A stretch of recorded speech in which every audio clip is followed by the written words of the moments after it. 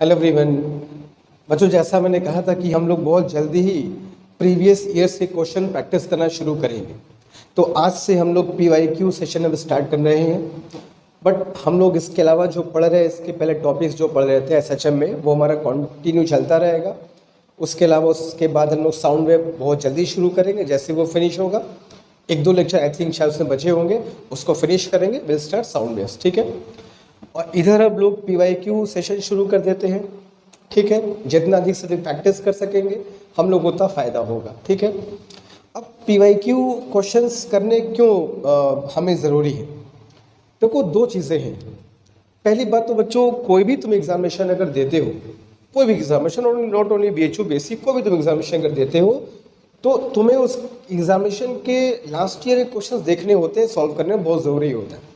पहली बात तो तुम्हें क्वेश्चन के स्टैंडर्ड पता चल जाते हैं कि भाई इस स्टैंडर्ड के क्वेश्चन इस एग्जाम में पूछे जाते हैं, हमको अकॉर्डिंगली प्रिपेयर करना चाहिए, ना उससे कम ना उससे ज़्यादा करो, कम तो बिल्कुल नहीं।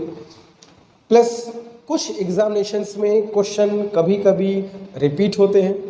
फॉर एग्जांपल जो फैक्ट्स हैं, भाई फैक्ट्स तो कई बदलेंगे नहीं, चाहे 4 साल पहले एग्जामिनेशन में आए, चाहे 4 साल बाद के एग्जाम में आए, जो फैक्ट्स हैं वो फैक्ट्स हैं।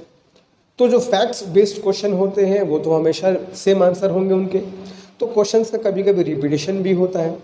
तो हमको बहुत फ़ायदा होता है अगर हम लोग किसी भी एग्जामिनेशन के लास्ट ईयर के पेपर्स अच्छे से, ऐसा नहीं बस देख लिया सर ऐसे आंसर, ऐसा नहीं, बहुत अच्छे से समझते हुए, प्रैक्टिस करते हुए अगर हम लोग किसी भी एग्जामिनेशन की PYQ सॉल्व करते हैं तो ये डेफिनेटली हमको हेल्प करता है।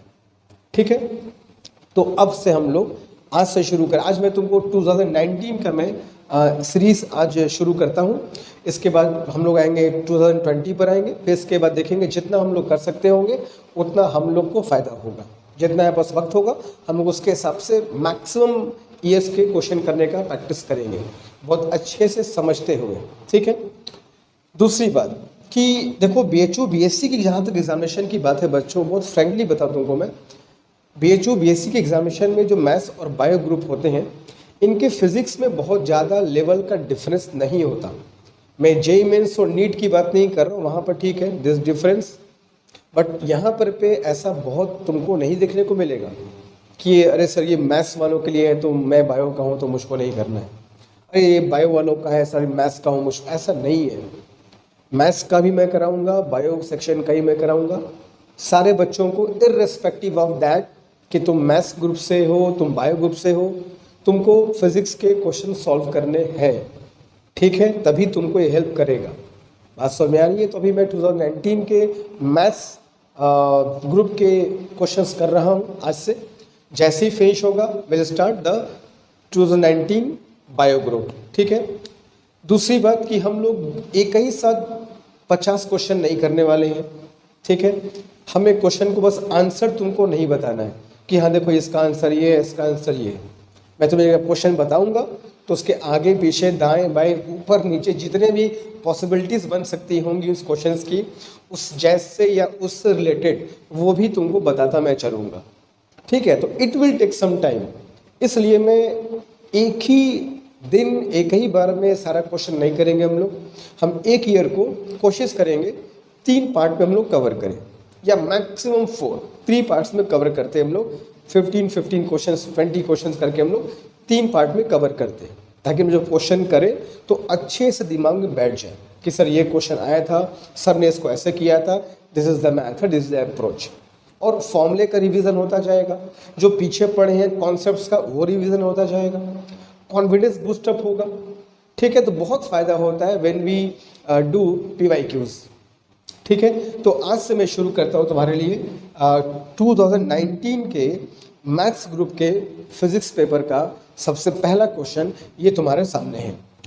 इत्तेफाक की बात है कि हम लोग अभी SHM पढ़ भी रहे हैं, है ना, और ये पहला क्वेश्चन भी सिंपल हार्मोनिक मोशन का तुम्हारे सामने है। क्या कह रहा है देखते हैं। तो पहला क्वेश्चन कह रहा है बच्चों, the equation of vibration of a particle, एक पार्टिकल के वाइब्रेशन मतलब कंपन का समीकरण दिया है, इक्वेशन दिया है, is given by y is equal to 4 sin 20 pi t plus pi by 4। ठीक है। एक पार्टिकल के वाइब्रेशन का इक्वेशन दिया हुआ है। ठीक है। विच of the following is wrong, इनमें से कौन सा रॉन्ग है। अच्छा, इन सब बातों का ध्यान देना बच्चों की, कहीं पर रॉन्ग है कि करेक्ट है, हमें क्या निकालना है, इन सब बातों को ध्यान रखना। हमें रॉन्ग स्टेटमेंट चुनना है, ठीक है। कभी कभी ये चीज़ गलती हो जाती है, हमेशा हम सही के चक्कर में भागते हैं, ठीक है, मगर यहाँ पर रॉन्ग पूछा है, तो बी वेरी वेरी कॉशियस। ये जो इक्वेशन देख रहे हो, जाना पहचाना इक्वेशन है सबका, सिंपल हार्मोनिक मोशन का इक्वेशन सबको याद होगा, y is equal to a sine omega t plus delta, याद है। तो पार्टिकल का जो मोशन है वो सिंपल हार्मोनिक मोशन है, ये तो कंफर्म है। इस इक्वेशन को देखकर कंफर्म है कि पार्टिकल एसएचएम में चल रहा है sir. The equation is y is equal to a sine omega t plus delta, याद आ रहा है, पढ़े हम लोग। चलो अब देखते हैं क्या क्या हमसे पूछा है और उसमें गलत क्या है। पहला ऑप्शन कह रहा है the frequency of vibration is 20 hertz. Vibration का जो फ्रीक्वेंसी है, कंपन का जो आवृत्ति है वो 20 हर्ट्ज है, सॉरी 10 हर्ट्ज है। जा चेक कर लेते हैं इसको। कंपेयर अगर हम लोग करें, अगर हम लोग कंपेयर करें y is equal to a sine omega t plus delta से बच्चों अगर हम लोग कंपेयर करें तो क्या पाएंगे, the amplitude is equal to 4 unit. Metre centimetre दिया नहीं है तो विल राइट यूनिट। अगर कंपेयर करोगे बच्चों तो ओमेगा इज इक्वल टू क्या मिलेगा sir, omega is equal to मिलेगा 20 पाई, वेरी गुड।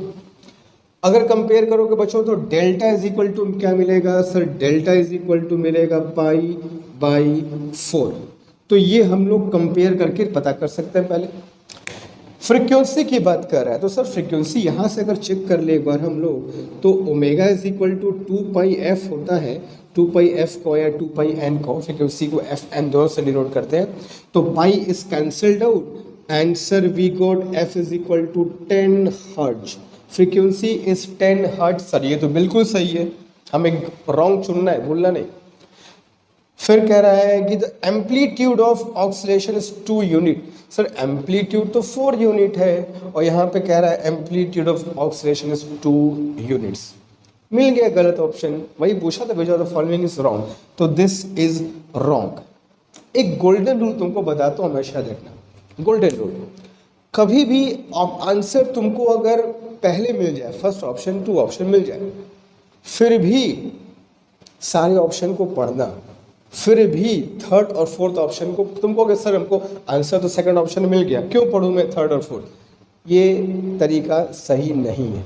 हमें हर ऑप्शन को पढ़ना चाहिए अनटिल एंड अनलेस टाइम बहुत कम हो तो अलग बात है, लेकिन ठीक है अगर तुम टाइम को मैनेज कर सकते हो तो गो थ्रू एवरी ऑप्शन, ये आदत डालना होगा, ठीक है। अच्छा कह रहा है sir initial displacement is 2√2। Initial displacement याद आ रहा है, हम लोग पढ़ चुके अच्छे से।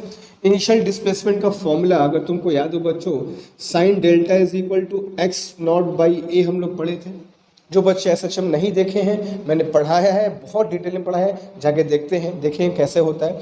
ये फॉर्मूला पढ़े हम लोग, अच्छे से याद है। इसी में एक्स नॉट तो होता था इनिशियल डिस्प्लेसमेंट, बहुत इसके बारे में तुमको डिटेल में मैंने बताया था कि डेल्टा क्या है, एक्स नॉट क्या है, ठीक है। तो साइन डेल्टा कितना है सर, साइन पाई बाई 4 कितना होगा सर, 1/√2।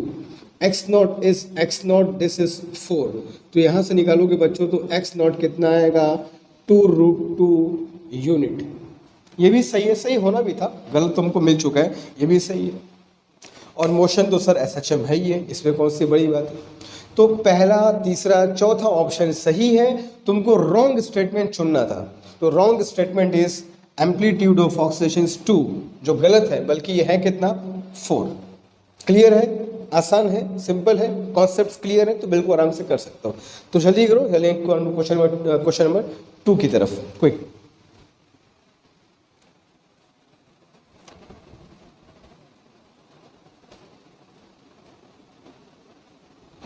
तो चलते हैं बच्चों क्वेश्चन नंबर 2 की तरफ। क्वेश्चन नंबर 2 कह रहे हैं हम लोगों से, Which of the following has not been expressed in proper unit? इनमें से किसको उसके सही यूनिट में नहीं लिखा गया है, मतलब मात्रक चेक करना है सीधी सी भाषा में, किसका यूनिट इसमें से गलत है, not been expressed in proper unit, ठीक है। पहला है बच्चों कोफिशिएंट ऑफ इलास्टिसिटी। अब यहाँ से क्या पता चला, कि सर BHO BSc के एग्ज़ाम में यूनिट्स भी पूछा जाता है, यानी कि हम लोग जब पढ़ते हैं तो हमको मात्रक यानी कि यूनिट्स पर भी ध्यान रखना चाहिए। देख लो तुम्हारे सामने, ठीक है। डायमेंशन यूनिट्स अच्छे से याद कर लो, पढ़ लो, देख लो, क्वेश्चंस पूछे जाते हैं, आसान हो, गलत नहीं करना है, ठीक है। कोफिशिएंट ऑफ इलास्टिसिटी मतलब जिसको हिंदी में कहते हो बच्चों प्रत्यास्थता गुणांक। अब कोफिशिएंट ऑफ इलास्टिसिटी जो होता है, इलास्टिसिटी चैप्टर में पढ़े होगे, जो बेटा कोफिशिएंट ऑफ इलास्टिसिटी होता है, इसका फॉर्मूला शायद तुम लोग को याद होगा, नहीं तो मैं याद करा ही दूंगा। स्ट्रेस अपॉन स्ट्रेन, जिनको भूल गया हो तो, जिनको याद अच्छी बात है। स्ट्रेस क्या होता है सर? प्रतिबल बटे विकृति, अगर याद हो तो, ठीक है भैया। स्ट्रेन का तो कोई यूनिट नहीं होता है, और जो स्ट्रेस होता है, स्ट्रेस जिसको हिंदी प्रतिबल कहते हो, स्ट्रेस होता है sir force upon area. Sir stress होता है फोर्स अपॉन एरिया, और स्ट्रेन का तो सर कोई भी यूनिट नहीं होता है। तो फोर्स इज न्यूटन पर मीटर स्क्वायर, एरिया है तो न्यूटन पर मीटर स्क्वायर, बिल्कुल सही बात है सर, क्लियर है, फर्स्ट ऑप्शन इज ओके। अगला आ रहा है sir surface tension. Surface tension का अगर तुमको फॉर्मूला याद हो बच्चों, तो सरफेस टेंशन को हिंदी में क्या है तो पृष्ठ तनाव। अगर यूनिट भूल जाए, याद करो उसका फॉर्मूला क्या था, formula will give you unit. तो सरफेस टेंशन का फॉर्मूला किसी बच्चे को अगर याद हो कि सर सरफेस टेंशन से इक्वल फोर्स अपॉन लेंथ होता था, तो फोर्स इज न्यूटन पर मीटर इज लेंथ। तो सर न्यूटन पर मीटर सही है सर, ये कोई दिक्कत नहीं है। हमें जो प्रॉपर यूनिट में नहीं है वो चेक करना है। Sir energy kilogram metre second, energy kilogram metre second समझ में नहीं आ रहा है, छोड़ दो। अगर पता करना गलत क्या है आगे आ जाओ, शायद उससे मिल जाएगा। प्रेशर, सर प्रेशर का तो बचपन से पता है, फोर्स अपॉन एरिया होता है न्यूटन पर मीटर स्क्वायर। तो तीन तो सही एक्सप्रेस किए गए हैं, जो चौथा है ये हमारा गलत है। गलत है मगर मतलब ऑप्शन सही है, मैं सही लिख रहा हूँ, इसका ये मत समझना कि ये मात्रक सही है, मात्रक गलत है, इसलिए ऑप्शन सही है, घबराना मत। कुछ लोग सोचेंगे सर ये आपने ये यूनिट गलत है, सही क्यों लिख दिया? भैया यूनिट गलत ही हमको पकड़ना था, ठीक है, तो घबराना मत, मैं जो लिख रहा हूँ। तो this is your correct option, जहाँ पर यूनिट प्रॉपर नहीं है। वास्तव में किलोग्राम मीटर पर सेकेंड बेटा मोमेंटम यानी कि संवेग की यूनिट होती है, अगर तुमको याद हो P is equal to M into V। तो this is the unit of momentum, जो किलोग्राम मीटर पर सेकेंड होता है, ये रेखीय संवेग का मात्रक होता है, लीनियर मोमेंटम का होता है, एनर्जी का नहीं।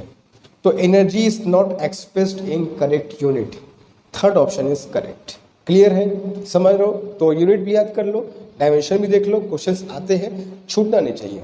जल्दी करो, क्वेश्चन नंबर 3 की तरफ चलते हैं हम लोग।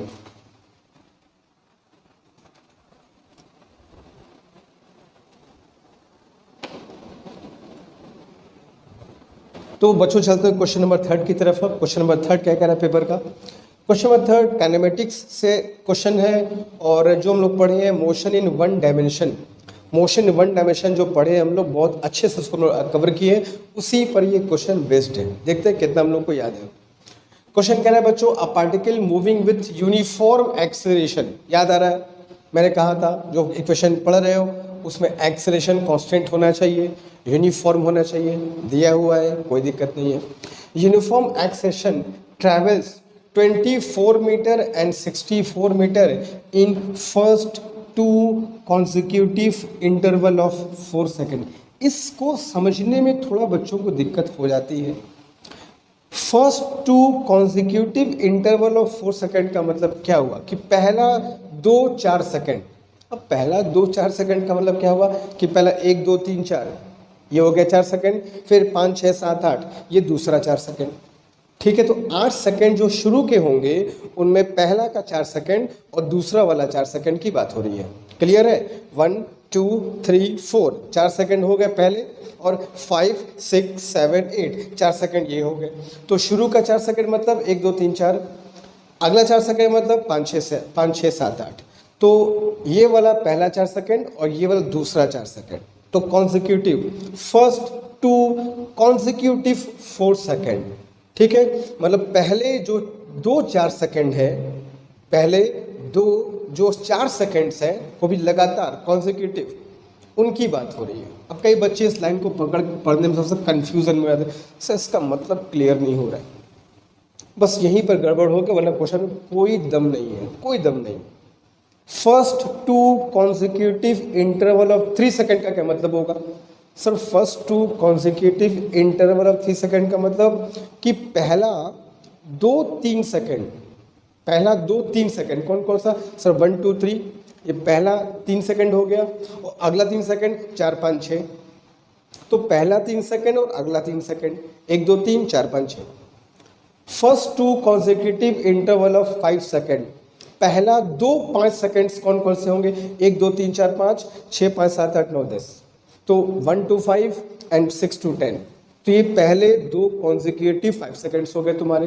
तो ऐसे क्वेश्चंस जब भी आएंगे इनकी मतलब को समझना कि ये कहना क्या चाहता है। तो पहले 2 कॉन्जिक्यूटिव 4 सेकंड का मतलब ये हो कि पहले 4 सेकंड और अगले 4 सेकंड्स में चला गया डिस्टेंस, ये दिया हुआ है कितना कितना, 24 मीटर और 64 मीटर, मतलब कुछ ये है। अगर मैं इसको तुमको फिगर में दिखाऊं तो फर्स्ट टू कॉन्जिक्यूटिव का मतलब ये हो बच्चों कि 0 से 4 सेकंड तक और ये फिर 8 सेकंड तक, ये तुम्हारा कहानी चलेगा। 0 to 1, 1 to 2, 2 to 3, 3 to 4, ऐसा समझ लो। और ये 5 6 7, ठीक है, दोनों 4 सेकंड है, दोनों 4 सेकंड है। ये पहला 4 सेकंड है, ये दूसरा 4 सेकंड है। देख लो 1 2 3 4 हो गए 4 सेकंड, फिर 1 2 3 4 हो गए 4 सेकंड। तो जो बच्चों पहला 4 सेकंड है उसमें चला गया डिस्टेंस कितना दिया है? देखो बच्चों दिया है 24 मीटर शुरू के 4 सेकंड में, और जो अगला 4 सेकंड है जो कि 4 से 8 तक चलेगा, 4 खत्म होने के बाद, उसमें चला गया डिस्टेंस कितना दिया है बच्चों? 64 मीटर। क्वेश्चन समझ में आ रहा है? पहले 4 सेकंड में 24 मीटर चला और अगले 4 सेकंड में 64 मीटर चल गया, और होना ही है भाई, एक्सेलरेशन है भाई, एक्सेलरेशन है तो यहाँ तो फास्ट हो चुका होगा, यहाँ तक पहुँचकर उसकी स्पीड बढ़ चुकी होगी। अब कोई ऐसा कैसे सर, शुरू के 4 सेकंड में कम चला, अगले के 4 सेकंड में ज़्यादा क्यों चला गया? अरे भैया अगले के 4 सेकंड में वो फास्ट हो चुका है, उसमें एक्सेलरेशन है, उसकी वेलोसिटी बढ़ चुकी है, तो उतने ही समय में क्यों ना ज़्यादा चलेगा? बिल्कुल चलेगा, पूरा हक है उसको चलने का यार, चलेगा, और खूब मज़े में चला है। 64 मीटर चल गया है, 40 मीटर ज़्यादा चल गया है, जबकि टाइम उतना ही था, क्योंकि वहाँ फास्ट है, because of acceleration. Question clear है कि पहले 4 सेकंड में 24 चला और अगले 4 सेकंड में 64 चला, ठीक। अब पूछा गया है सर आपसे what is initial velocity, what is initial velocity, प्रारंभिक वेग बताइए सर। क्लियर है? ऐसे क्वेश्चन जब भी आए, ऐसे क्वेश्चन जब भी आए, बस जो समय देख रहे हो उन समय को लो और इक्वेशन फॉर्म कर दो। अच्छा एक बात बताओ, अगर मैं कहूँ कि ये टोटल 8 सेकंड में कितना चला, ओके सर टोटल 8 सेकंड में तो ये 64 और 24 को ऐड कर दीजिए, इट विल बी 88 मीटर। कह सकते हैं ये पूरा 8 सेकंड में अगर पूछे तो 88 मीटर, जिसमें से पहला 4 24, अगला 4 64। कह सकते हैं, जैसा मन वैसा इक्वेशन लगा सकते हैं। चलो, तो एक्सेलरेशन पता नहीं है, let us suppose acceleration is a, ठीक है। अगर मैं लगाऊं फॉर 0 to 4 सेकंड में लिख दूं, फॉर 0 to 4 सेकंड, मैं 0 to 4 सेकंड में अगर लगाऊं कौन सा इक्वेशन सर, डिस्टेंस दिया है, टाइम पता है, तो सेकंड इक्वेशन लगाइए, s is equal to ut plus half a t square. कितना डिस्टेंस चला 0 to 4 में सर, कितना चला है 24 चला है सर। सर u पता नहीं है, छोड़ दीजिए, u इंटू टाइम कितना है सर 4 सेकेंड, प्लस कितना हो जाएगा सर t कितना है 4, तो 4 कैसा कितना होगा 16/2 क्या होगा 8, a बोल सकते हैं इसको, ठीक है। अगर मैं इसको 4 से डिवाइड कर दूँ तो 6 is equal to u plus 2a, equation number 1 कह सकते हैं, ठीक है।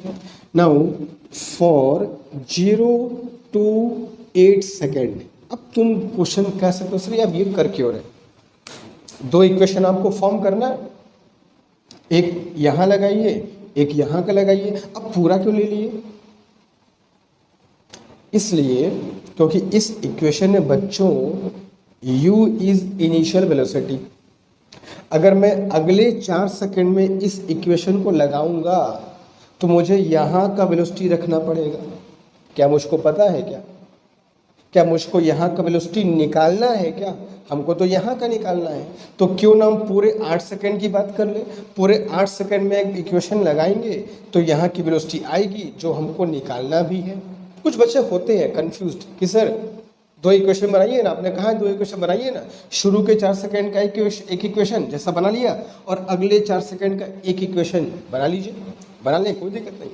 लेकिन जब मैं इस 4 सेकंड की बात करूंगा बच्चों, 4 से 5, 5 से 6, 6 से 7, 7 से 8 सब पढ़ा चुका हूँ, 1 डायमेंशन में सब पढ़ाया कि जब मैं इक्वेशन यहाँ लगाऊंगा तो यहाँ की वेलोसिटी मुझको चाहिए होगी, क्योंकि मेरे लिए इनिशियल पॉइंट तब ये हो जाएगा और यहाँ की वेलोसिटी ना हमें पता है और न मेरा उसमें इंटरेस्ट है। हमको तो यहाँ का इंटरेस्ट है, तो हम पूरे 8 सेकंड को खींच लें। पूरे 8 सेकंड को खींच लोगे तो इनिशियल ये हो जाएगा जिसका वेलोसिटी हमसे पूछा है और हम उसमें इंटरेस्ट भी रखते हैं, इसलिए मैं 0 से 8 सेकंड को लगाया।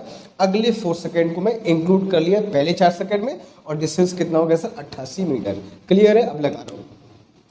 तो 88 is equal to ut is ut कितना लेंगे बच्चों? 8 सेकंड लेंगे अब, ठीक है, पूरा 8 सेकंड बाद हो रही है, प्लस हाफ 80 स्क्वायर, t कितना हो जाएगा 8 का स्क्वायर 64/2 करो बच्चों, कितना आएगा 32a। ठीक कर रहा हूँ मैं। 8 से अगर डिवाइड कर दूं तो 11 is equal to u plus कितना हो जाएगा जरा बताओगे बच्चों? 11 is equal to u plus 4a, equation number 2। अब 2 इक्वेशन है, दोनों को सॉल्व कर लो। u की वैल्यू हमको फाइंड करनी है, a भी निकल जाएगा, पूछा है तो मैं 2 से यहाँ मल्टीप्लाई कर दूं ताकि 2 2 जा 4a कट जाएगा, इतना तो सब जानते हो इक्वेशन सॉल्व करने का मेथड। तो 2 6 जा 12 इज इक्वल टू ये कितना हो गया बच्चों 2u प्लस सर वो कितना हो जाएगा 2 2 जा 4a। This is equation number 3। मैं इसको ये 2 से मल्टीप्लाई करके लिखा हूँ, मल्टीप्लाइड बाई 2 करने पर आया। अगर किसी को दिक्कत तो समझ जाना बच्चों कहाँ से आया। अब दोनों को डिवाइड कर दे सर, मतलब ऐसा माइनस कर दे सर, तो माइनस माइनस माइनस कर दो तो 4a cancelled out, you got 11 - 12 - 1 is equal to this is minus u। तो you will get u is equal to 1 metre per second is your answer. 1 metre per second is the initial velocity. Clear है? इसके answer से ज़्यादा जो method बता रहा हूँ उसको पकड़ो, फायदा होगा, समझोगे टेक्निक मेथड। ठीक है? क्लियर है? तो जल्दी करो, आगे चलेंगे टुवर्ड्स नेक्स्ट क्वेश्चन।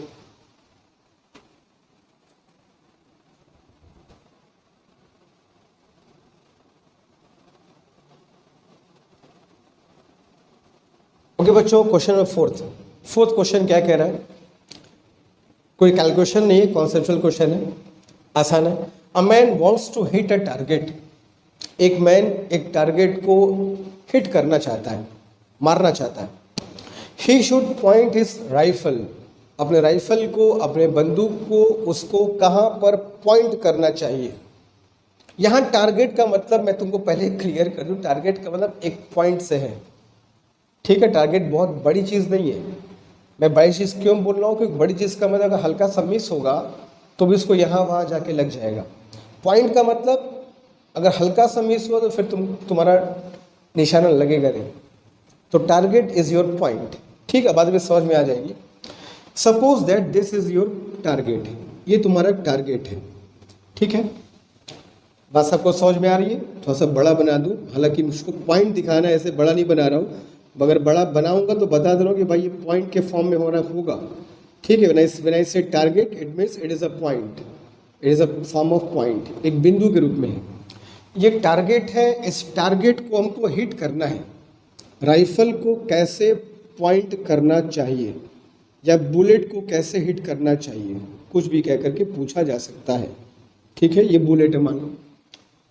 जब हम बुलेट यहाँ से फायर करेंगे बच्चों, जब बुलेट यहाँ से फायर करेंगे, बुलेट लगता है हम लोग को बुलेट स्ट्रेट पाथ में जाएगा, ऐसा लगता है ना, बट ऐसा होता नहीं है। हम जानते हैं कि जैसे बुलेट हवा में आएगा उस पर ग्रेविटी काम करेगी। और ग्रेविटी का रूल जानते हो, फर्स्ट डे से बताते आ रहा हूँ, ग्रेविटी किसी के साथ भेदभाव नहीं करता, एकदम पार्शियलिटी नहीं, एकदम नहीं, सब पर खूब मजे में काम करेगा। 9.8 क्या राइफल क्या बुलेट कुछ भी। तो बुलेट से जब वो राइफल से बुलेट निकलेगा तो बुलेट पर भी ग्रेविटी काम करेगी। इसका मोशन भी 2 डायमेंशन होगा, just like a projectile motion जो हम लोग पढ़ चुके हैं। प्रोजेक्टाइल का मोशन सर स्ट्रेट लाइन नहीं होता सर, ये पैराबोलिक होता है। तो शुरू तो करेगा स्ट्रेट लाइन, लेकिन यहाँ तक पहुँचते पहुँचते उसका जो पाथ होगा वो हल्का सा पैराबोलिक होगा और वो अपने लक्ष्य से चूक जाएगा, अपने टारगेट को हिट नहीं कर पाएगा। इसलिए मैं कह रहा हूँ कि टारगेट कोई बहुत बड़ा सा ऑब्जेक्ट यहाँ पर नहीं है कि सर अगर यहाँ पर मिस किया तो यहाँ तो लग गया, अगर मैं टारगेट हूँ तो यहाँ मिस करेगा तो यहाँ तो लग जाएगा, कहीं भी लग जाएगा। लेकिन यहाँ पर टारगेट पॉइंट है, अगर मिस हुआ तो मतलब गया, कोई पेड़ वगैरह नहीं है। कोई क्वेश्चन कर सकता है सर क्या दिक्कत है, ये नीचे मुड़ गया, तो टारगेट के नीचे हिस्से में जाके लग सकता है। अगर तुम एक पेड़ को हिट करना चाहते हो, तो पेड़ को तुमने टारगेट किया तो जहाँ टारगेट किया उससे नीचे आकर लग गया, लगा तो पेड़ को ही, ठीक है। तो वो तुम्हारा टारगेट पेड़ था, that was not a point. यहाँ पर टारगेट की जो बात हो रही है वो पॉइंट है। मैं ये क्लियर कर दे रहा हूँ कि बच्चों में कन्फ्यूज़न होता है कि सर अगर पेड़ को मारूंगा मैं, उसके ऊपर के हिस्से में नहीं लगा तो नीचे के हिस्से में लग जाएगा ना, हो तो गया टारगेट हमारा, मार तो दिए पेड़ को, हो गया, कहाँ मिस किया। बट मैं क्लियर कर दूँ, here the target is not like big object कि चलो ऊपर का हिस्सा मिस हो गया तो यहाँ लग गया, यहाँ का हिस्सा तो यहाँ लग गया, ऐसा नहीं है। Target is a point, miss तो मिस, ठीक है। तो जब मैं इसको हिट करूंगा तो ये जाएगा उस तक पहुंचते हल्का सा शिफ्ट तो करेगा ही, कंफर्म है। इसके पास इतनी स्पीड नहीं होती कि ये ग्रेविटी को डिनाई कर दे, ग्रेविटी को पछाड़ दे, ऐसा इसके पास काबिलियत नहीं है। कितना फास्ट बुलेट हो भाई, कुछ ना कुछ तो नीचे जरूर आएगा, और हल्का से नीचे आए मतलब पॉइंट तुम्हारा मिस हो गया। हम सबको पता है पैराबोलिक पाथ होता है बुलेट का। तो इसके लिए क्या करें सर, अगर हमने इसको टारगेट करके मारा तो हमारा बुलेट तो नीचे चला गया, मिस हो गया। तो अगर नीचे टारगेट करेंगे तब तो कोई चांस ही नहीं है कि नीचे मारे और ऊपर जाके मार दिया। इस नॉनसेंस बात है कि नीचे हिट करोगे ऊपर चल जाएगा, ऐसा तो हो ही सकता भाई। हाँ, एक हो सकता है कि अगर इसको हल्का सा ऊपर हिट करके मारा जाए और इसका जो पाथ हो वो पैराबोलिक हो और जा करके सीधे टारगेट को हिट करे, ऐसा हो सकता है क्योंकि पैराबोलिक पाथ होता है। इसलिए सर हमें जो अपना राइफल है पॉइंट कहाँ करना चाहिए, राइफल को टारगेट के डायरेक्शन में पॉइंट नहीं करना है सर, राइफल को टारगेट से हल्का सा कहाँ पॉइंट करना है सर, हल्का सा ऊपर पॉइंट करना है, ताकि ये बुलेट जाते जाते पैराबोलिक पाथ हो, हल्का सा नीचे भी आए तो जाके टारगेट को मार दें, ठीक है। तो इसका आंसर क्या होगा, हायर देन द टारगेट। अपने टारगेट से हल्का सा ऊपर रख के मारो, बाकी बुलेट अपना ध्यान रख लेगा, ठीक है। वो अपना पैराबोलिक पाथ बनाएगा, लेकिन कितना ऊपर सब नाप तोल के होना चाहिए, एंगल वगैरह हम पढ़ चुके हैं, हम लोग टोडी पढ़ चुके हैं अच्छे से। एंगल वगैरह नाप आपके मारेंगे कि भाई ऊपर से कितना एंगल हो कि जा करके टारगेट पे स्ट्राइक कर जाए। बट ये तो कन्फर्म है कि नीचे नहीं मारना है, उसके डायरेक्शन में नहीं मारना है, उससे हल्का सा ऊपर रख के ही मारना है। अब कितना एग्जैक्ट, उस कितने एंगल पर एग्जैक्ट रखे सर, तो उसके लिए भैया डिस्टेंस वगैरह पता होना चाहिए, इसकी वेलोसिटी पता होना चाहिए, सब कुछ पता होना चाहिए कि एग्जैक्ट कितना एंगल ऊपर रखेंगे। लेकिन ये तो कंफर्म है कि ऊपर ही रखेंगे। Exactly you need some more values like distance, velocity etcetera, ठीक है। तो अगर ऊपर से हिट करोगे हल्का सा ऊपर से हिट करोगे तो ये नीचे आते आते तुम्हारे टारगेट तक पहुंच जाएगा एट सम एंगल, ठीक है। बट सीधे हिट करोगे तो भैया वहाँ तक आते आते अब लक्ष्य से चूक जाएगा और टारगेट को हिट नहीं कर पाएगा, क्योंकि टारगेट तुम्हारा पॉइंट है। मिस किया तो मिस किया, उसके दूसरे हिस्से में नहीं लिख सकता ये, ठीक है। क्लियर है, आसान सा क्वेश्चन है, कॉन्सेप्चुअल है। पहला option is the right answer, higher than the target. ठीक है, तो जल्दी करो, will move towards next question.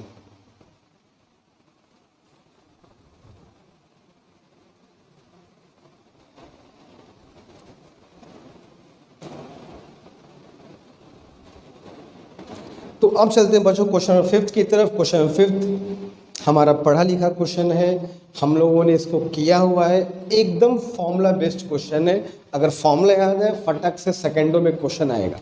देखो कह रहा है कि an inclined plane makes 30 degree with horizontal, एक आनत तल है 36 से 30 डिग्री कोण बना रहा। जो हिंदी के बच्चे में हिंदी में क्वेश्चन बोल देना, कोई दिक्कत नहीं है, इतना हाई फाई इंग्लिश नहीं आता है। एक आनत तल है, इंक्लाइंड प्लेन है, makes 30 degree with the horizontal, 36 से 30 डिग्री कोण बनाता है। अ सॉलिड स्फीयर, एक ठोस गोला है, rolling down the incline plane. याद करो रोलिंग पढ़े हम लोग, रोलिंग रोलिंग रोल करना लुढ़कना पढ़ चुके हैं। A solid sphere rolling down the incline plane from rest, ये रेस्ट से नीचे की तरफ रोल कर रहा है, लुढ़कते हुए आ रहा है। तो विदाउट स्लिपिंग, स्लिप नहीं कर रहा, स्लिप समझ दो, स्लिप मतलब बस छोड़ा और स्लिप करके आ गया, और रोल मतलब ये लुढ़कते हुए आएगा, स्लिप नहीं करेगा। Rolling without slipping has acceleration equal to, इसका त्वरण कितना होगा। तो तुमको अगर याद होगा हम लोग जब रोटेशनल मोशन पढ़ रहे थे, तो रोटेशनल मोशन में यानी कि घूर्णन गति वाले चैप्टर में हम लोग पढ़े थे कि एक इंक्लाइन प्लेन से जब कोई बॉडी रोल करती है, लुढ़कती है, तो उसके पीछे क्या कॉन्सेप्ट होता है और क्या फॉर्मूला वगैरह होता है। अगर तुमको याद हो तो याद होना ही चाहिए, याद हो तो क्या। तो बच्चों की ये स्फीयर है, कैसा स्फीयर है, solid sphere which is rolling without sleeping. अब कुछ बच्चों को इसका मतलब क्लियर नहीं होता, सर सब कुछ तो ठीक है, फॉर्मूला भी ठीक है, लेकिन ये रोलिंग विदाउट स्लीपिंग का क्या मतलब है। सुनो, बिना फिसले लुढ़कना, रोलिंग विदाउट स्लीपिंग होता क्या है। तो वो स्लीपिंग का मतलब क्या है, जैसे मैंने स्फीयर को पकड़ा, छोड़ दिया और ये सीधा ऐसे पहुंच गया, इसको कहते हैं स्लीपिंग, प्योर लीनियर मोशन। ठीक है, और जब इसको मैं यहाँ पे रख के छोड़ दूँ और ये लुढ़कता हुआ आए ऐसे, तो इसको बोलते हैं बेटा रोलिंग। और अगर रोल करने के साथ हल्का सा फिसल भी जाए, रोल भी कर रहा फिसल भी गया, तो रोलिंग विथ स्लिपिंग है। ठीक है, लेकिन यहाँ पर पे रोल करेगा बिना फिसले, मतलब बिना फिसले मतलब कि जब घूमेगा तभी आगे बढ़ेगा, जब ये नहीं घूमेगा। ये साइकिल का पहिया, साइकिल का पहिया जब घूमता है तभी साइकिल आगे बढ़ती है। ठीक है, लेकिन अगर वो पहिया फिसल जाए रोड पर, तो बिना पहिया के घूमे ही साइकिल आगे बढ़ जाएगी। इमेजिन करो, हुआ होगा, बहुत बार हुआ होगा, अगर चिकनी सपाट रोड है तो बिना पहिया घूमे साइकिल फिसल जाएगी, आगे बढ़ जाएगी, तो वो होगा स्लिपिंग। तो जब रोलिंग विथ स्लिपिंग होता है, रोलिंग विथ स्लिपिंग का मतलब ये होता है कि ये घूमेगा और आगे ही बढ़ेगा। ठीक है, लेकिन रोलिंग विदाउट स्लिपिंग का मतलब ये हुआ कि जब ये घूमेगा तभी आगे बढ़ सकता है, फिसल करके आगे नहीं जा सकता कभी। कहने का मतलब सिर्फ इतना सा, ये रोल करके ही नीचे जाएगा, ये फिसल करके नीचे नहीं जा सकता। That is meaning of rolling without slipping. क्योंकि कभी कभी ऐसा भी होता है कि बिना रोल किए ऑब्जेक्ट्स फिसल करके आगे चल जाते हैं, होता है, इसमें कोई बहुत बड़ी बात नहीं है, बट यहाँ पर ऐसा नहीं है। वो रोल करिए तभी आगे जाइए, that is rolling without slipping. देखे होंगे साइकिल वगैरह, कभी देखे होंगे कि कभी कभी बरसात के दिनों में जब चिकनी सतह होती है, रोड एकदम चिकना है, तो कभी कभी क्या होता है, पैडल पहिया कम घूमता है, साइकिल ज़्यादा आगे बढ़ जाती है, होता है, देखे होंगे। जितना एक रोटेशन में साइकिल को बढ़ना चाहिए, साइकिल उससे ज़्यादा आगे बढ़ गया। कैसे भैया? भाई एक पहिया जब घूमता है तो साइकिल आगे बढ़ती है, और जितना घूमता है उसके हिसाब से आगे बढ़ती है। लेकिन कभी कभी ऐसा भी होता है कि पहिया जितना घूमा उस घूमने के हिसाब से साइकिल ज़्यादा आगे चला गया। ऐसा कैसे? क्योंकि जब वो घूम रहा था तो साइकिल फिसल भी रहा था, इसलिए वो घूमते साथ और ज़्यादा आगे बढ़ गया। घूमने के हिसाब से जितना आगे जाना चाहिए था और ज़्यादा आगे चला गया बिकॉज ऑफ स्लिपिंग।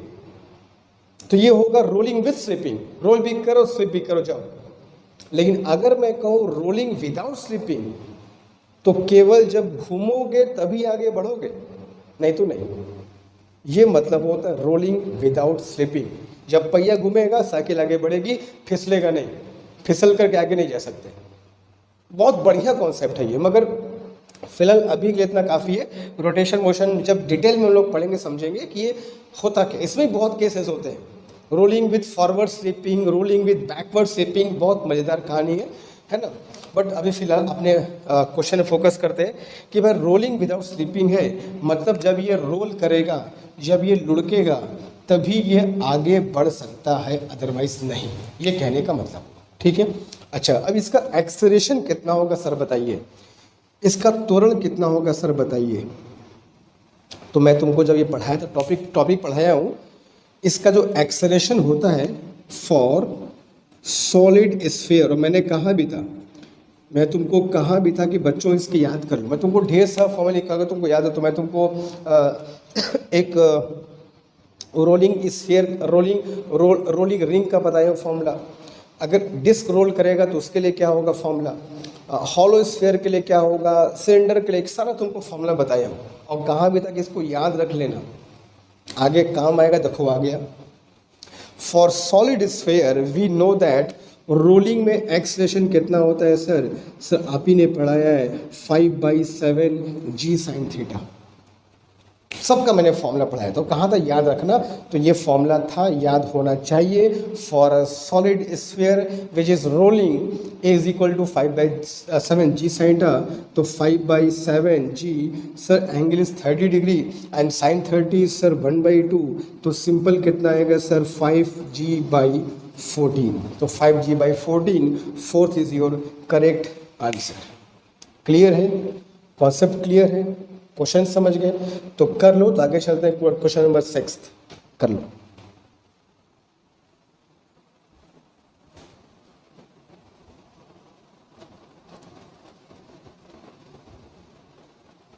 चलते बच्चों क्वेश्चन नंबर 6 की तरफ।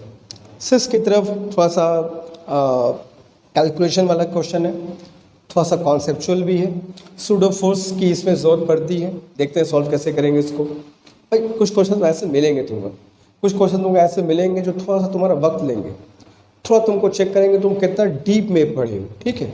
तो ठीक है, अगर भाई अगर बहुत अच्छे से है तो ठीक है, वरना हम लोग को देखना होता, तुमको पहले कह चुका हूँ कि तुमको फिल्टर करना आना चाहिए कि समय के हिसाब से चलो। हमको टाइम कम से कम जिन क्वेश्चन पे लगे उनको पिक करना है। मैं भाई मुझको तो पूरा क्वेश्चन कराना है, मैं तुमको A to Z कराऊंगा, but you have to be smart when you choose the questions that you want to do in examination, ठीक है, इस बात को ध्यान रखना। चलो करते हैं इसको।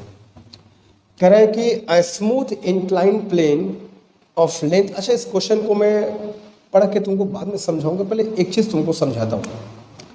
जैसे मान लो कि ये एक इंक्लाइंड प्लेन है, ये आना तल है, इंक्लाइंड प्लेन स्मूथ, कोई फ्रिक्शन नहीं है, स्मूथ सरफेस है, एंगल यहाँ पे थीटा है, ठीक है, इसको बोलते हो एंगल ऑफ इंक्लिनेशन या आनत कोण बोलते हो।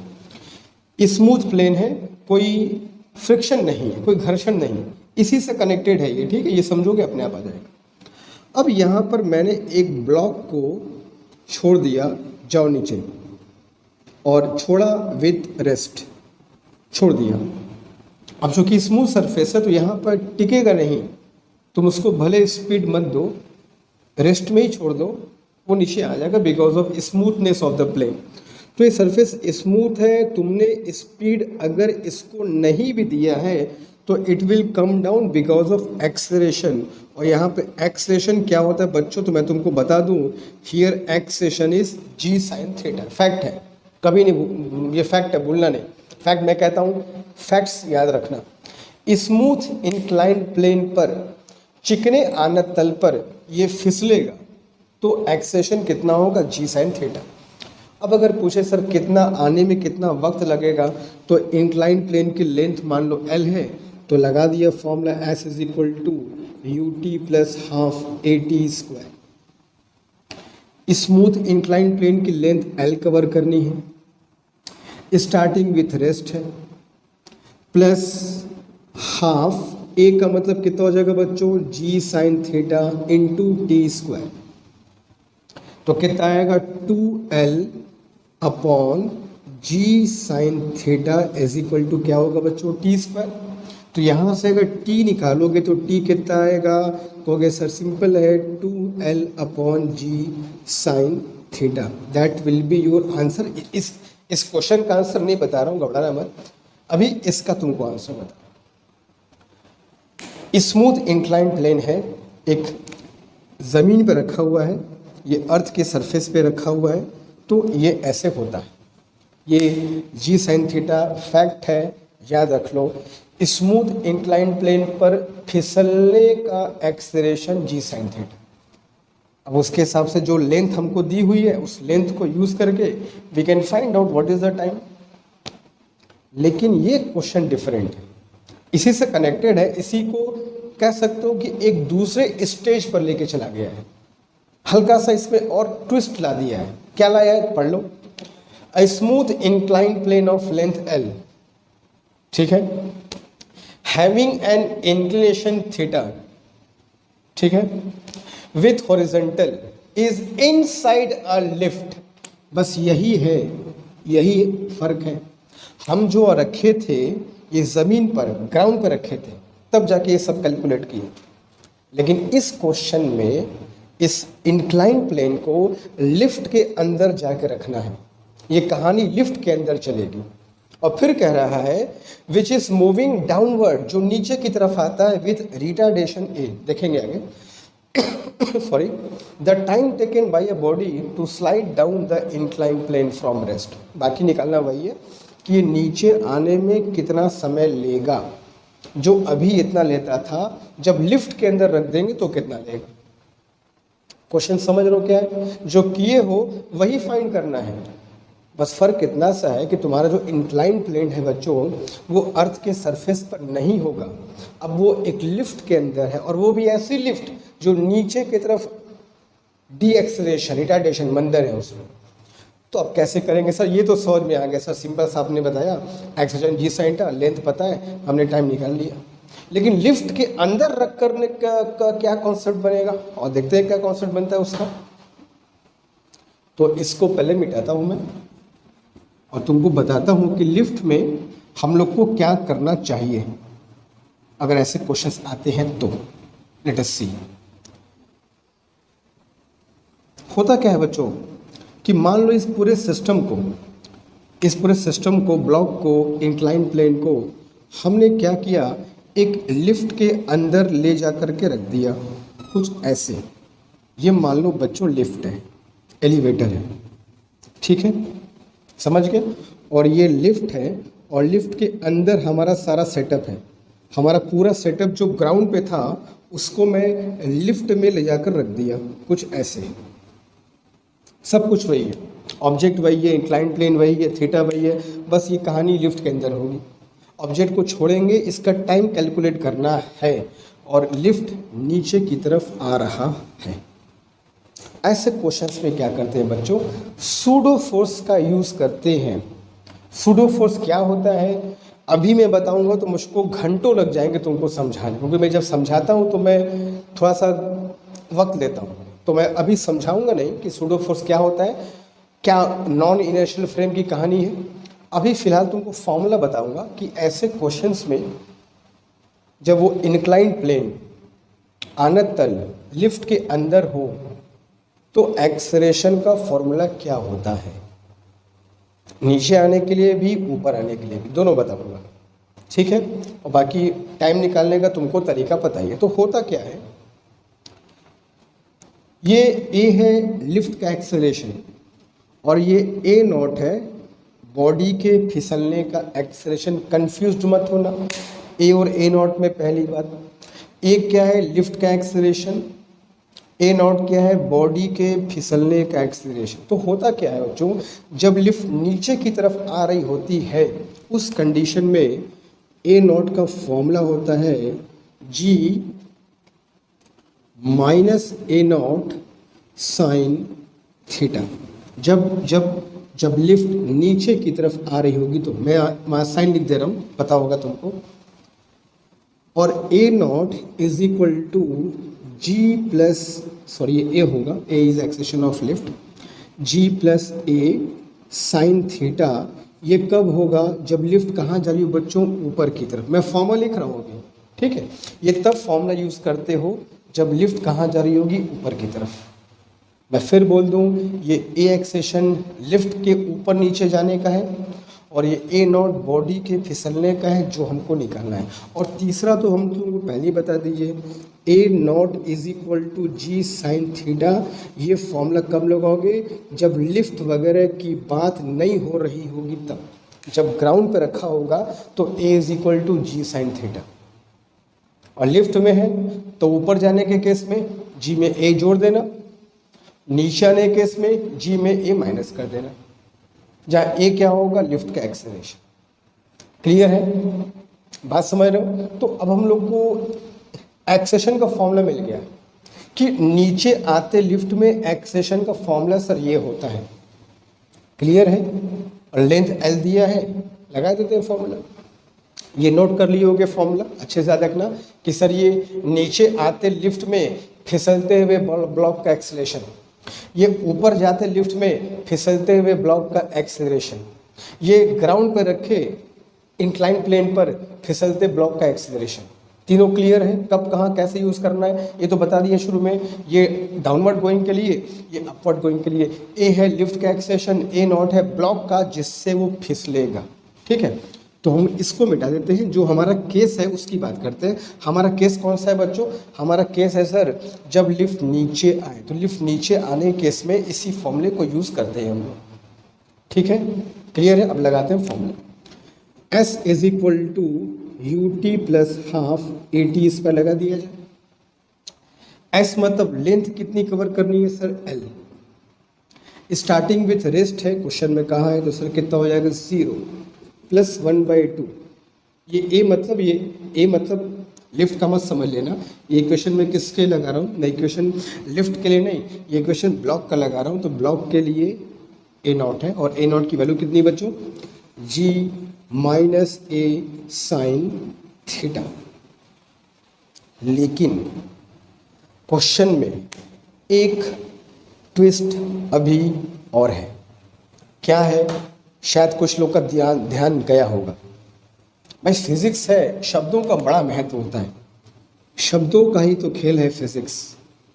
रिटार्डेशन है, मंदन है, रिटार्डेशन है, डी एक्सेशन है, तो हमको एक्सेशन की साइन को माइनस करना होगा, चूँकि मंदन है उसमें, चूँकि डी एक्सेलेशन है, ये वेक्टर फॉर्मूला है, we have to use minus here, ठीक है। तो a is minus because of deceleration, तो माइनस माइनस क्या हो जाएगा, प्लस, इस बात का ध्यान रखना।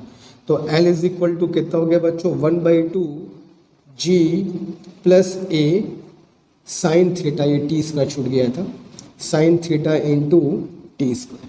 अच्छे से देख लो, तो कितना हो जाएगा ये 2l/2 गया ऊपर, और नीचे क्या आएगा बच्चों, g plus a sine theta is equal to क्या हो जाएगा बच्चों, टी स्क्वायर। अच्छे से देख लो, ये प्लस क्यों समझ गए हो ना। तो टी इज इक्वल टू क्या हो जाएगा sir, t is equal to आ जाएगा sir 2l/g plus a sine theta, और वो भी सर स्क्वायर रूट में।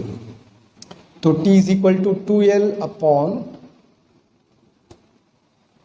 Plus a sine theta square root में, ये हमारा आंसर होगा। तो है कोई, हाँ सर, चौथा ऑप्शन है, 4th is the correct answer. तो समझ गए ऐसे क्वेश्चंस कैसे। देखो मेरा मकसद ये है कि जब मैं तुम्हें कोई क्वेश्चन कराऊं पेपर के, तो मेरा मकसद ये नहीं कि मैं सिर्फ उस क्वेश्चन को सॉल्व करूं और आगे बढ़ जाऊं, उससे रिलेटेड उसका आगा पीछा सब कुछ जानते हुए चले। यानी अगर वो हल्का सा घुमा करके भी है तो हमसे छूटने ना पाए। सिर्फ सॉल्व करके आगे बढ़ना हम लोग का पर्पस नहीं है। तो I will take time, I will move slowly but will move study. ठीक है, तो ये हो गया क्वेश्चन नंबर 6, इसको कॉपी कर लो। चलते हैं क्वेश्चन नंबर 7 की तरफ। क्विक,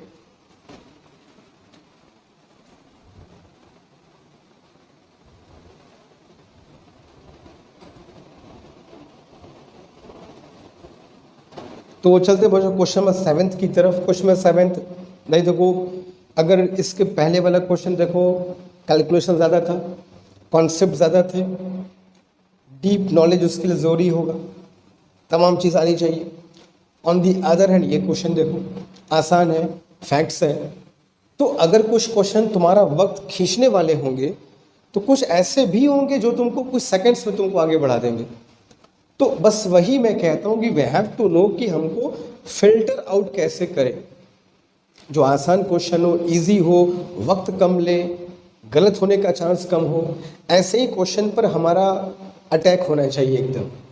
ठीक है, बट मैं तो सारा क्वेश्चन कराऊंगा, है ना, बट तुमको देखना होगा, सीखना होगा ये टेक्निक कि how should I approach the question paper. ठीक है, ये क्वेश्चन तो फैक्ट है, फैक्ट जहाँ होगा टिक करो, आगे बढ़ो। आता है तो, नहीं आता तो भाई बात ही खत्म। The force between proton and neutron inside the nucleus, एक न्यूक्लियस के अंदर प्रोटॉन और न्यूट्रॉन के बीच जो फोर्स होता है उसका नेचर कैसा होता है, उसकी प्रकृति क्या होती है उस बल की, ये फैक्ट है। ये फैक्ट है, इसको पढ़ा होगा, पता होगा तो ठीक, वरना फिर दिक्कत है। तो फैक्ट्स भी पढ़ो, समझो, मेमोराइज करो, याद रखो, it will save your time. ऐसे क्वेश्चंस आते हैं, ऐसा नहीं कि सिर्फ कैलकुलेशन आएगा, न्यूमेरिकल आएगा, ऐसे भी आएंगे। तो फोर्स कैसा होता है, एक नाभिक के अंदर प्रोटॉन और न्यूट्रॉन के बीच बल की प्रकृति क्या होती है। शॉर्ट रेंज मतलब कम दूरी पर लगने वाला फोर्स, लॉन्ग रेंज मतलब ज़्यादा दूरी पर लगने वाला force, van der Waals force वो भी एक फोर्स का हिस्सा है, इंटरमोलिकुलर फोर्स का। नन ऑफ दिस, इस वजह से कोई नहीं।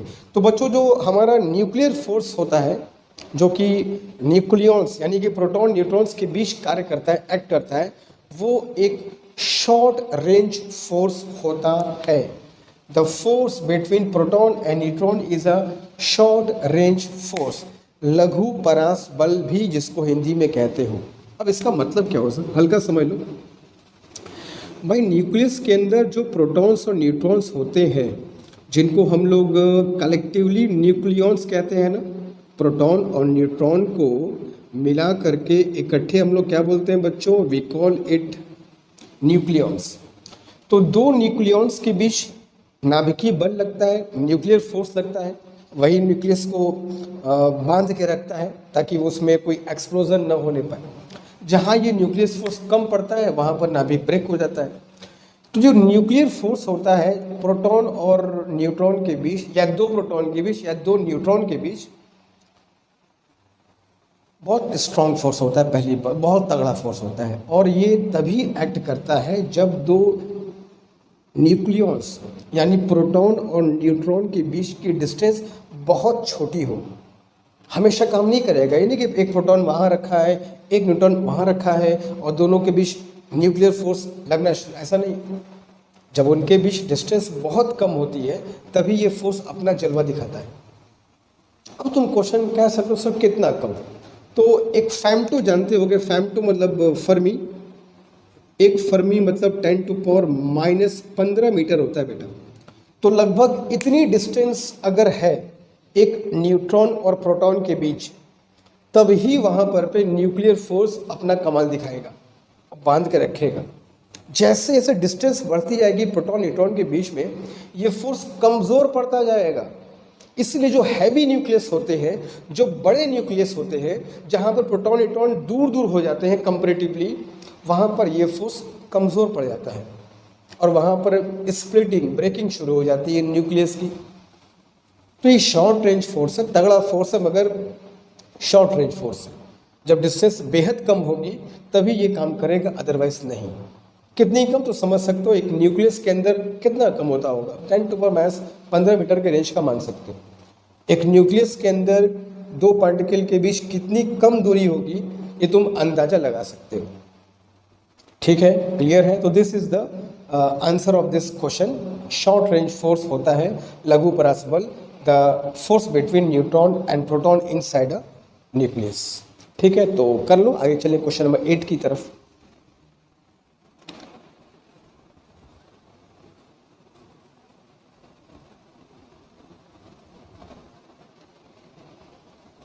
अगला क्वेश्चन है बच्चों क्वेश्चन नंबर 8, जो कह रहा है कि अच्छा क्वेश्चन ये भी, in which case does the potential energy decrease.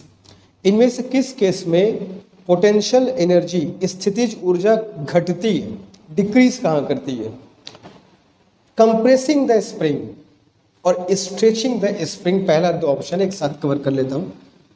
एक स्प्रिंग है, स्प्रिंग हम लोग पढ़े अच्छे से बच्चों, खूब बढ़िया से पढ़े, स्प्रिंग को काटना पीटना भी सीखे हैं, कैसे काटते हैं क्या कहानी ये सब पढ़ चुके हैं। स्प्रिंग को हम लोग बच्चों अगर कंप्रेस करते हैं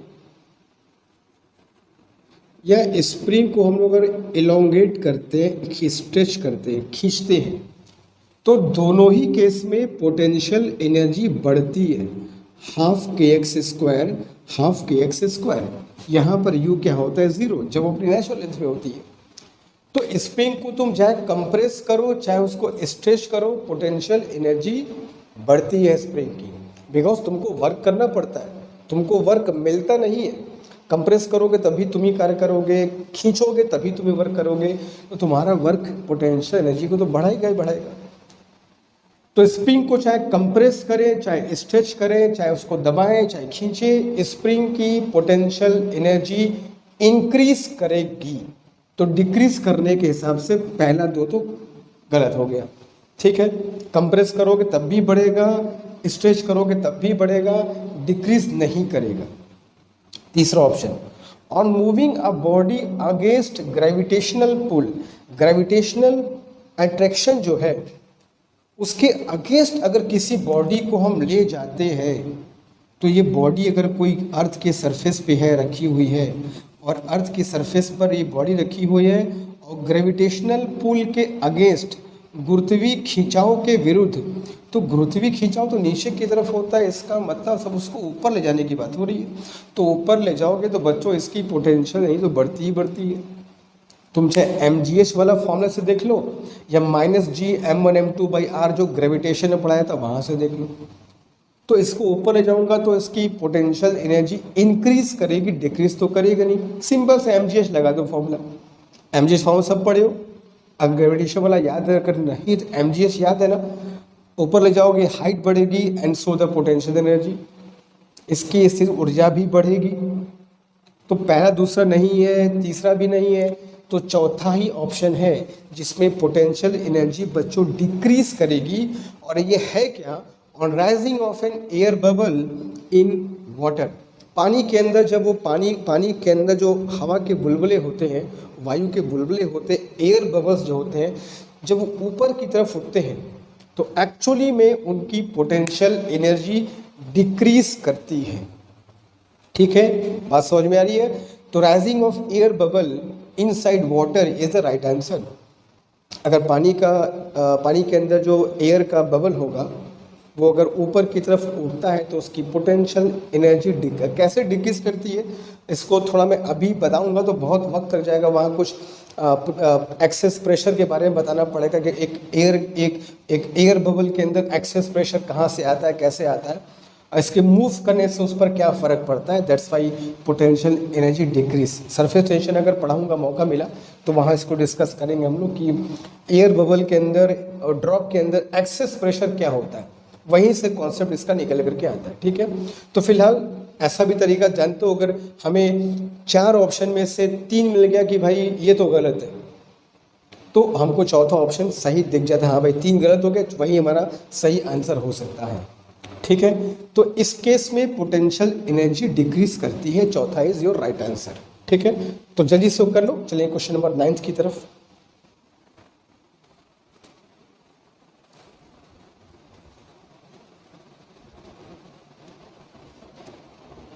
बच्चों चलते हैं क्वेश्चन नंबर 9 की तरफ। 9th क्वेश्चन भी रोटेशनल मोशन से ही लिया गया है रोटेशन मोशन का देखो दूसरा क्वेश्चन है ये। इसके पहले क्वेश्चन कर चुके हम लोग वो स्फीयर का एक्सलेशन याद करो 5/14 जी जो आया था। तो दूसरा क्वेश्चन है ये, कह रहा है कि a plane is inclined to the horizontal at angle alpha. एक प्लेन है जो अल्फा एंगल पे झुका हुआ है विथ हॉरिजॉन्टल, क्षैतिज तल से झुका। अच्छी बात है। फॉर अ सॉलिड सिलेंडर, एक ठोस गोले की बात हो रही है भैया, ठोस बेलन की बात हो रही है और solid cylinder. Rolling without slipping, rolling without slipping का तुमको मतलब बता चुका हूँ ना कि भैया रोल करेंगे तभी आगे बढ़ेंगे, फिसल करके आगे नहीं बढ़ने वाले हैं। ठीक है, rolling without slipping. The coefficient of friction is, जो घर्षण है गुणांक है वो पता करना है। जब तुमको मैं रोलिंग पढ़ा रहा था तो तुमको याद होगा मैंने बताया था इंक्लाइंड प्लेन पर रोल करने के लिए फ्रिक्शन इज इसेंशियल, फ्रिक्शन आवश्यक है। अगर याद है तो अगर स्मूथ सरफेस होगा तो रोलिंग का कहानी होगा ही नहीं, सिर्फ फिसल के निकल जाएगा, कोई वहाँ पे रोटेशन मोशन का कॉन्सेप्ट नहीं आएगा। अगर स्मूथ प्लेन है तो बहुत अच्छे से समझाया था कि कैसे फ्रिक्शन फोर्स के होने से टॉर्क लगता है और बॉडी रोल करना शुरू कर देती है। और अगर फ्रिक्शन नहीं है, प्लेन सरफेस है, तो सिर्फ फिसल करके निकल जाएगा। जैसे फिसलते हो तुम ऊपर से देखे होगे, आराम से फिसल के निकल जाए,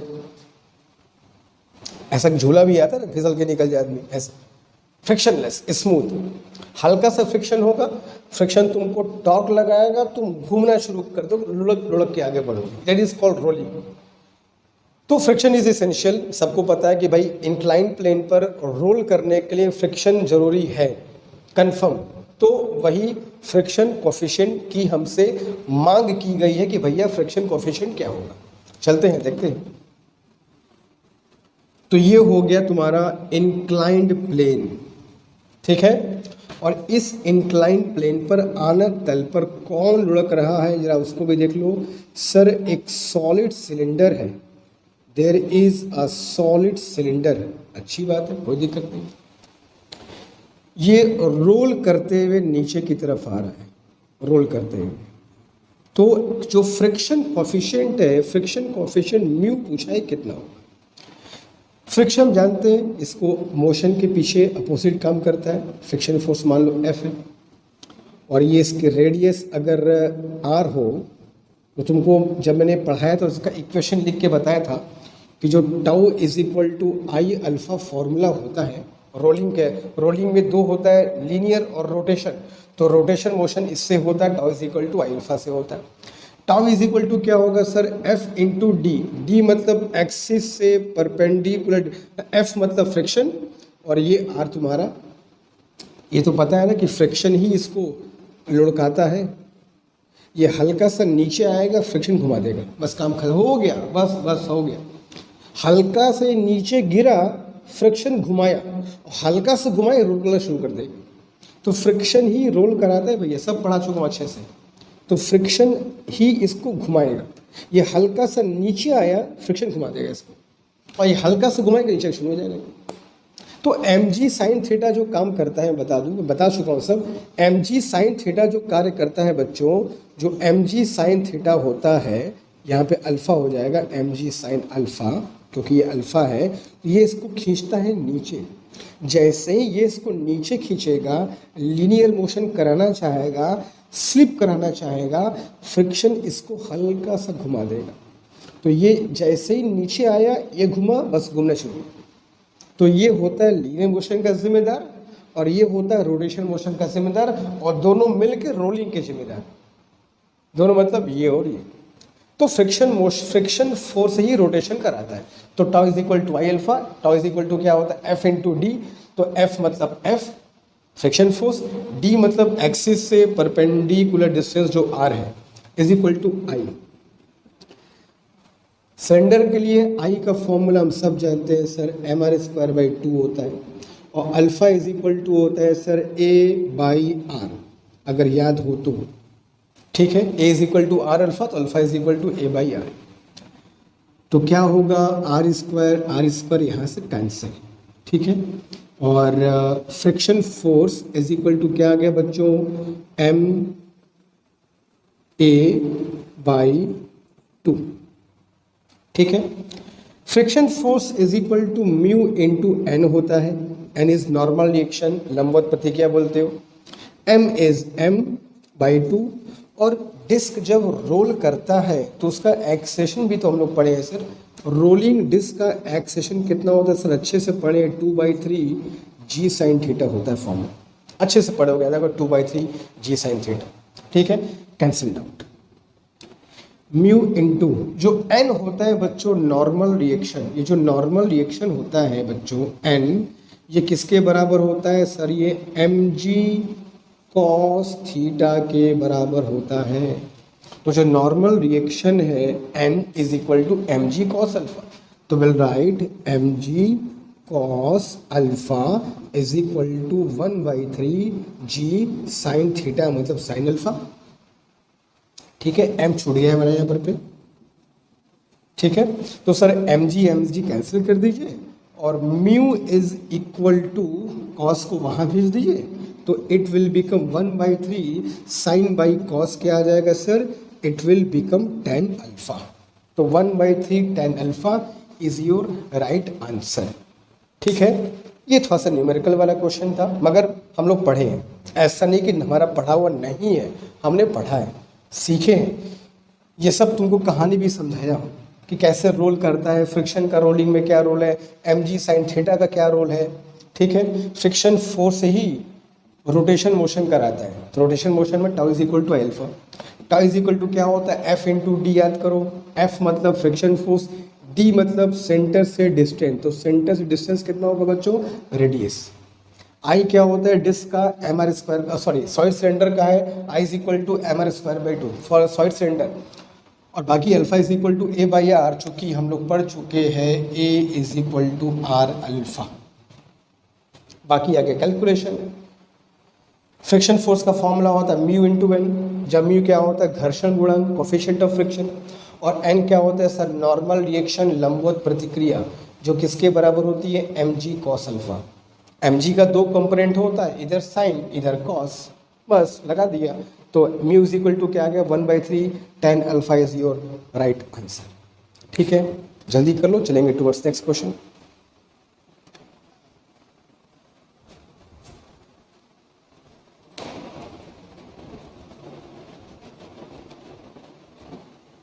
ओके बच्चों, तो चलते हैं क्वेश्चन नंबर 10 की तरफ। क्वेश्चन नंबर 10 भी रोटेशनल मोशन का क्वेश्चन है। बहुत रेयर होता है कि एक ही साल में एक ही चैप्टर से 3 क्वेश्चन पूछे। रोटेशन मोशन का इस पेपर का तीसरा क्वेश्चन है ये। लगता है तुम्हारा जो एग्जामिनर है वो भी मेरे ही तरह है, जिसको रोटेशन मोशन से बहुत प्यार है। 3 क्वेश्चन दे रखा है, चलो करते हैं। The moment of inertia of a ring of mass m and radius r। Ring हम लोग बहुत पढ़े हैं, मोमेंट ऑफ इनर्शिया बहुत अच्छे से पढ़े, बहुत प्रैक्टिस की है। Parallel theorem, perpendicular theorem, ring, disc, sphere बहुत अच्छे से पढ़े हम लोगों ने। अब देखते हैं कितना प्रैक्टिस रंग लाती है हमारी। The moment of inertia of a ring of mass m and radius r about planar tangent, जो उसका समतल में टेंजेंट है, प्लेन में जो टेंजेंट है, जो समतल में इसकी स्पर्श रेखा है, उसके परितल। तुम सोचो, याद करो कितना हम लोग क्वेश्चन किए, मोमेंट ऑफ इनर्शिया कितना निकाले हैं, अलग अलग एक्सिस के अबाउट, स्क्वायर का निकाले, इस एक्सिस के अबाउट, डायगोनल के अबाउट, सेंटर के अबाउट, साइड के अबाउट, खूब उस समय हम लोग मशक्कत किए हैं। याद आ रहा है? अच्छे से प्रैक्टिस भी किए हम लोग।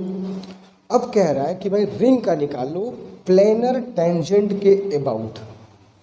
प्लेनर टेंजेंट का मतलब देखो बच्चों ये हुआ,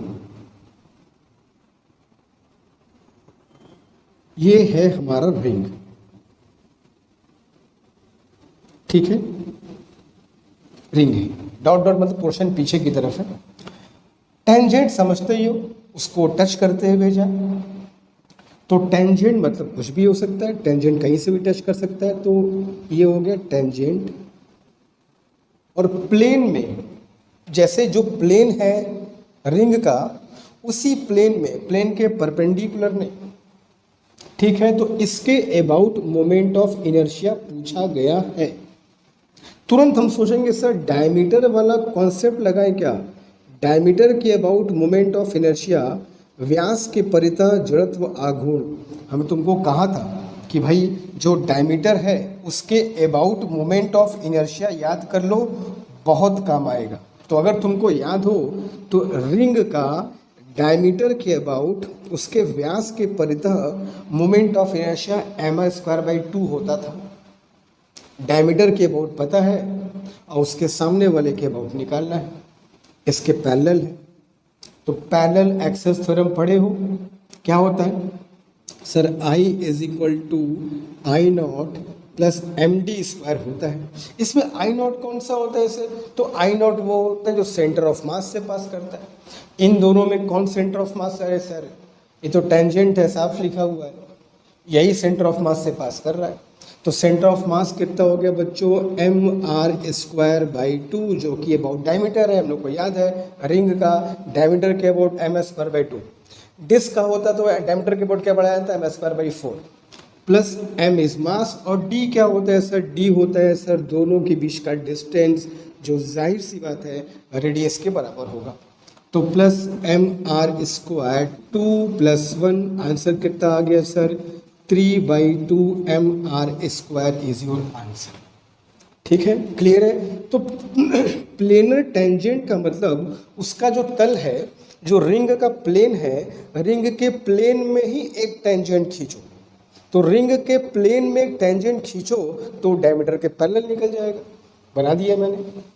तो डायमीटर के पैरेलल है, तो डायमीटर के अबाउट हमको पता है फॉर्मूला m²/2, और इसके अबाउट निकालना है, तो लगा दिया मैंने पैरेलल एक्सेस थ्योरम। ठीक है, अच्छे से पढ़े, कोई दिक्कत नहीं है, तो कर लो, आगे चलते हैं।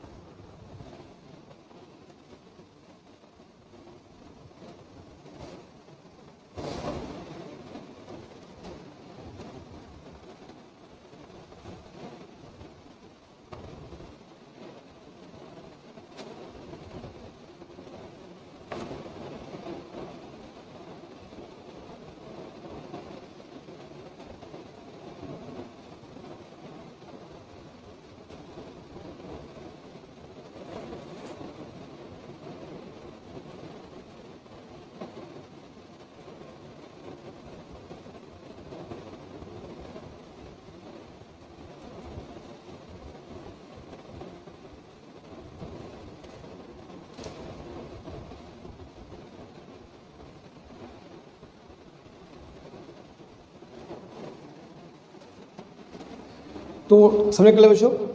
तो आज हम लोग यहाँ स्टॉप करते हैं। हम लोग ऐसे ही 10-10, 15-15 क्वेश्चन करके चलेंगे, है ना, परेशान नहीं होना है। हम लोग एक ही दिन पूरा बैठ के सारे क्वेश्चन नहीं करेंगे, ऐसे प्रैक्टिस नहीं किया जाता है कि एक ही दिन 2019 कोटा के सब आराम से। बाकी सब्जेक्ट्स भी हैं, हमें सब कुछ पढ़ना है, अब कोर्स भी कवर करना है। ठीक है, तो आराम से चलेंगे। 10-10, 15-15 क्वेश्चन एक ही दिन में करूँगा तो फिर तुमको लगेगा इकट्ठे कितना हो गया। पैटर्न को समझो, टॉपिक को समझो, स्टैंडर्ड को पढ़ो। ठीक है, तो स्टॉप करता हूँ मैं यहाँ पर पे। अगला हम लोग आएंगे तो फिर हम लोग 10-15 क्वेश्चन करेंगे 19 का, फिर अगले पार्ट में और 10-15 क्वेश्चन करके इसको फिनिश कर दिया जाएगा। फिर शुरू करूँगा मैं 2019 का ही बायो ग्रुप का जो फिजिक्स का क्वेश्चन था वो कंप्लीट करेंगे। फिर हम चलेंगे 2020 पर, फिर मैथ्स ग्रुप, फिर बायो ग्रुप। फिर ऐसे करते करते हम 2-3 साल का हम लोग कंप्लीट कर लेंगे। बहुत फ़ायदा होगा तुमको इससे, डेफिनेटली। ठीक है, बात समझ गए। तो आज स्टॉप करता हूँ यहाँ पर पे। मिलते हैं नेक्स्ट क्लास में। Will start from question number 11th। ठीक है, तब तक अच्छे से पढ़ाई करते रहो और wish you all the best. कोई अगर दिक्कत होगी तो मुझको बताना, और कोई डाउट्स हो तो तुमको पता है तुमको क्या करना है। ठीक है, थैंक यू।